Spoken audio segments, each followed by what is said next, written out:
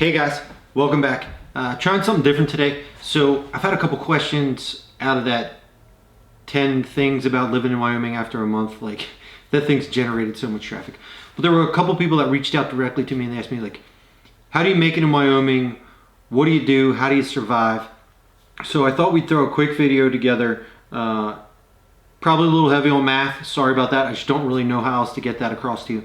But basically, what we do is we're going to run through how to survive in Wyoming on 15 bucks an hour if you're thinking about moving here. There's really no reason to wait. I'll give you an example of an apartment that's reasonably priced, that works within the budget, and then we'll run through a bunch of numbers and I'll show you a different way. And in the end, after 5 years, I'll show you a way where you have almost $78,000 in an account that's generating you roughly $5 grand a year in passive income.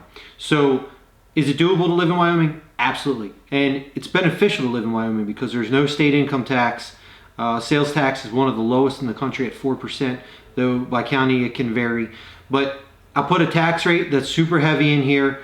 I put a rental rate that's super heavy in here. So the numbers that I'm going to show you are conservative and they're totally, you can totally beat them if you try. So follow along, let me know what you think. I tried to keep it simple, but also give the relevant information. Very tricky. This is not financial advice. This is just a hypothetical that shows you what's possible. Each situation that you're in and your situation will be different. I'm legally obligated to tell you that. This is not financial advice. If you buy stock, it can go down, it can go up. The stock we pick here is a dividend stock, so it pays you quarterly income. So hope you enjoy. Let me know what you think, and thanks for watching. All right, guys. So like we talked about in the video, let's run through how you make $15 an hour and you end up with all this money in the end.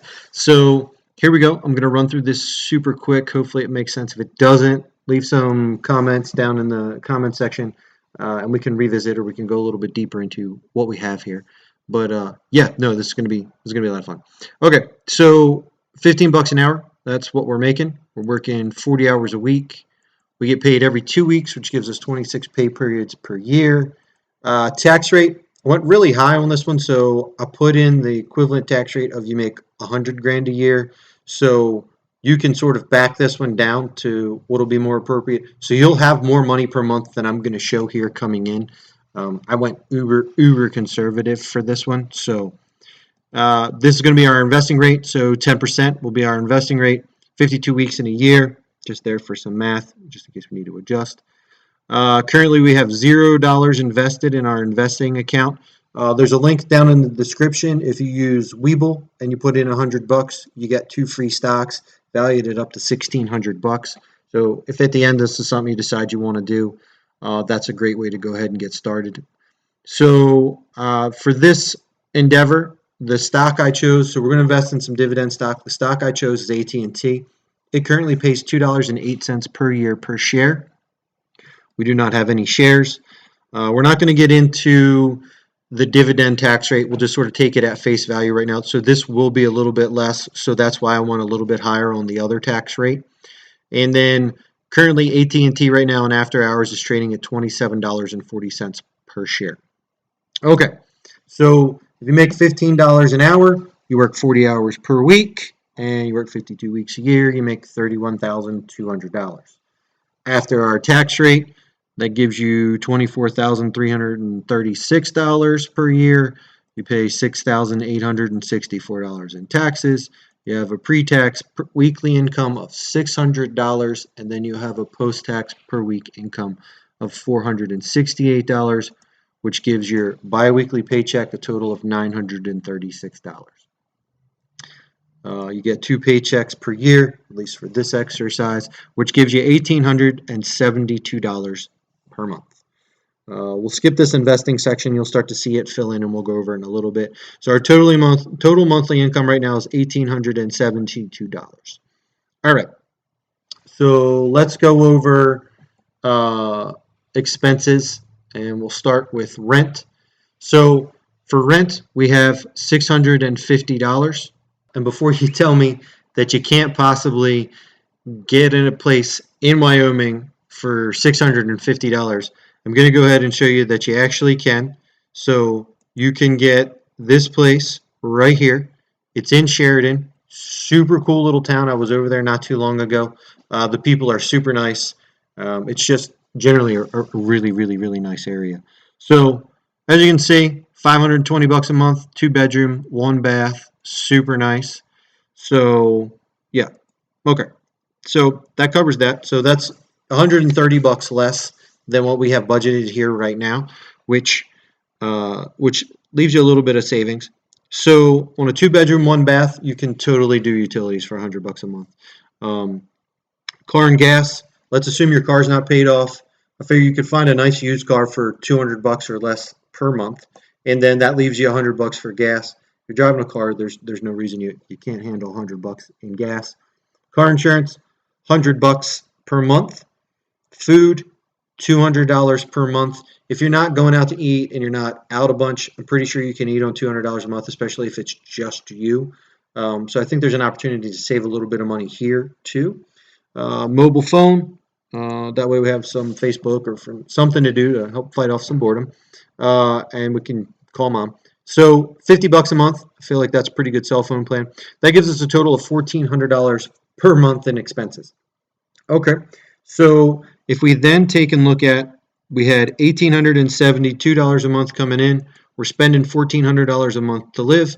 That leaves us with $472 a month of extra, we'll call it. So always, always, always pay yourself. You hear a lot of the YouTube guys talk about paying yourself first. What does that really mean? So that means taking 10% of your net income, which is 1872, and going ahead and throwing that into some sort of investment account, looking out for the future. So this is our 10% that we have here. So 10% of our 1872 is $187.20. So we'll get into what all that means over here in this section in a minute. Let's finish this section here first. So every month we're going to put $100 into an emergency fund. If your car happens or if your car breaks down or you get hurt or something like that, something you have to pay for. This is what this emergency fund's going to cover.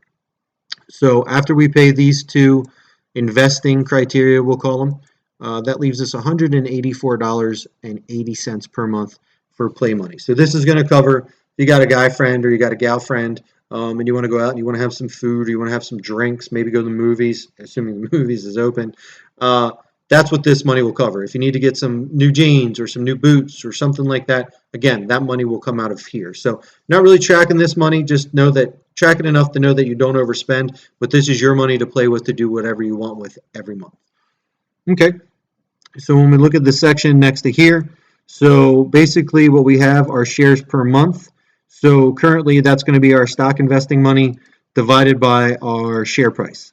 So this lets us buy $6.83 shares. 6.83 shares per month off of our $187.20. Okay, hopefully all of this made sense. I know we kind of blasted through it. So starting month one, we have a total net worth of $0. We don't have any money saved. We're just getting the ground running. So after 1 month of working 40 hours per week at $15 per hour, we will have $100 in our emergency fund. Fantastic. We have $184.80 to go spend as we wish. And then we have $187.20 in our investment account where we have 6.83 shares of AT&T stock. Fantastic. So our stock pays quarterly, but I've broken it down monthly and yearly so that you can see sort of what you've got. So right now, you'd get $1.18 per month from your stock, and you'd get $14.21 per year. Doesn't sound like a whole lot. We haven't invested a whole lot of money yet, and we haven't been doing it very long. So let's go ahead and see what happens when we go ahead and go out to 6 months. So at 6 months, we can see things are starting to really blossom here. So we have $600 in our emergency fund, which will cover a nice little hiccup.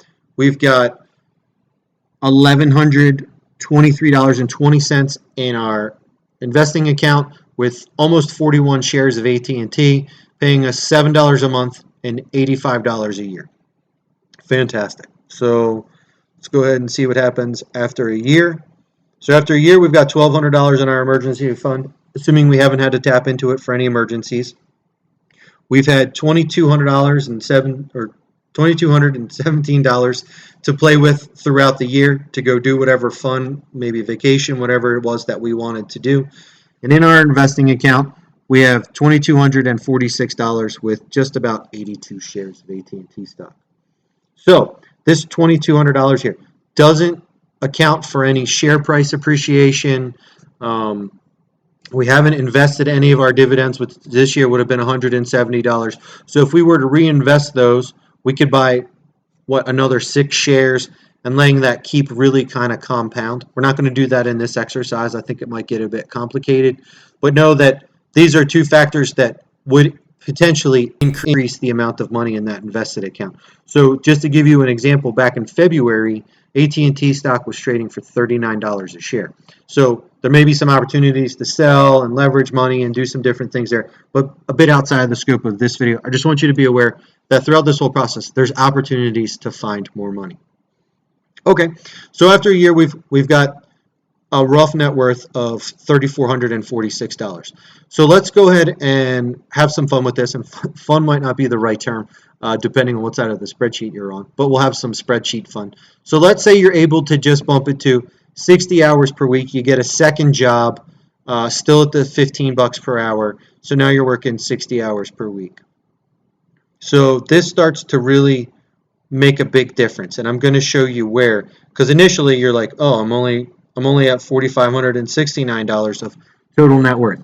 Now, yes and no. So your invested account, if we just were to keep going like we were going, is at $3,370-ish, but you have like 50% more shares of AT&T stock at 122. And the reason that's happened is our increase in our extra money and our deposit has increased us from 6 or 7 shares per month to 10 shares because we're now putting in $280 at our 10%. But if you look down here at the remainder, that's really exploded. So now it's over $1,000. Remember, it was 184 before. So rather than getting caught up with the Joneses and trying to really chase after them, let's go ahead and keep our lifestyle the same, not make any adjustments and do anything. And in order to that, we're just going to reinvest that extra money that we're making from our second job. And if I do this, I think it will work. Yep. So that takes us back to our $184. So now we're putting $1,100 a month into our investment account, and we're gaining almost 41 shares a month. So if you go ahead and look, that's made a huge difference in our overall total net worth and then also our investing.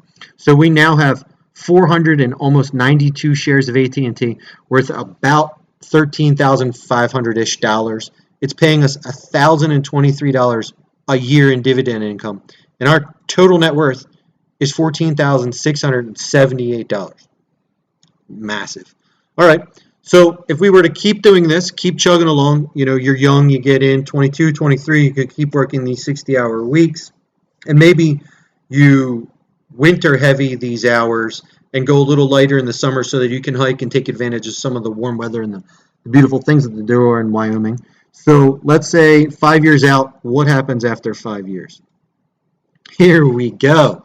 So if you take a look at this, we now have 2,459 shares of AT&T stock, still paying us at $2.08 per share. Now, AT&T is also what they call a dividend aristocrat. So they've raised their dividend every year for the last 36 years. So it's a potential that you're actually making more than $2.08, but we don't know that, so we won't factor that in. If we look, we've got $67,000 in our investment account. And now keep in mind, there were no reinvestments of the dividend. And in year 1, we had $1,000 we didn't reinvest. By the year 5, we have $5,100 that we could reinvest. So this could really be growing and blossoming, and I highly encourage you to reinvest your dividends. But if we come down here and look, our emergency fund's got $6,000 in it now.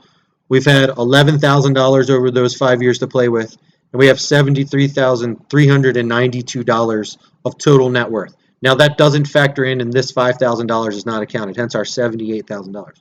But you can see sort of how this begins to blossom and really grow, especially once you're reinvesting those dividends. Because now you're getting another, let's rough guess, $9,000 to $11,000-ish of dividend income that we didn't invest over time that would have compounded, that would have grown here. So you can you can really be off to the races. And like I said, the tax rate's high, so there's chances to get more money there. So you could you can really make some money if you get down and you buckle down on this and you do it right.